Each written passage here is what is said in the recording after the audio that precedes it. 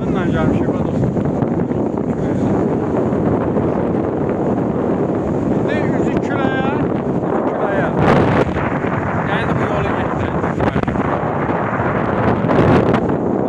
Hakikaten de bak. Azat edir bak hakikaten.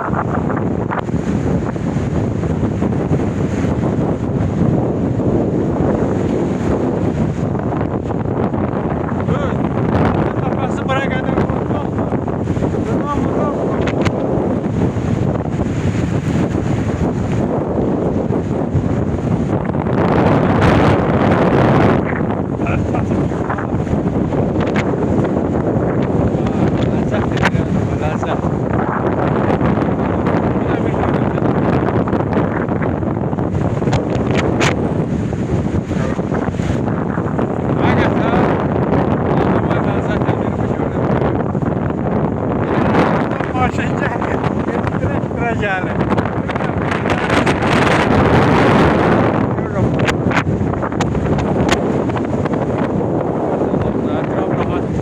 Manzaralıdır.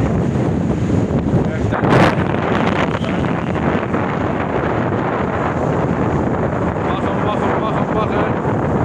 Ya ne var? Hemen eştirir. Eştire gelir. Dostlar, küler tutma. Ətraf gözəldir, mühit gözəldir dostlar. Həqiqətən də insana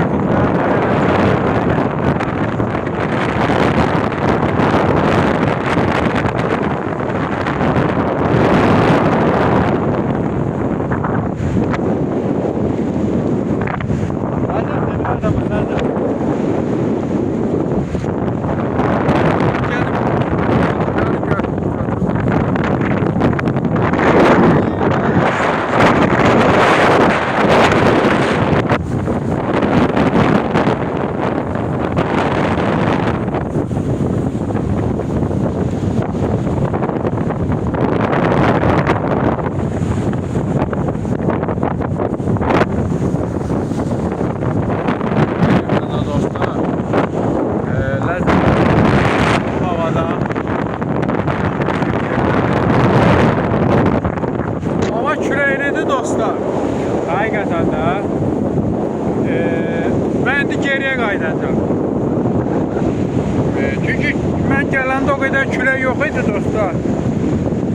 Külək indi artdı. Belə fikrimiz var idi. Xəritənin düz axırına gedək, çıxaq. Oradan da bir rahat görüntü alaq. Küləkdən gəlib orası çıxmaq sonra öləcək. Sonra qaydanlar olacaq, bizi yoracaq bu külək. Dünyada gəlmə bizi yoracaq. Ona görə indidən yola düşəcəyik. Biraz qalırıq. 5-10 dəqiqə burada qalırıq. İstirahətimizi eləyirik dostlar. Yükümüzü toplayandan sonra yenidən.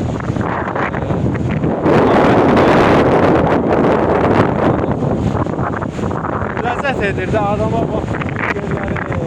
Küləkli havada bir sebətdən gəlib, gəzməli. Görsün, desin dedim. Orada qalıb, küləkdən yıxılır, nə bir şey.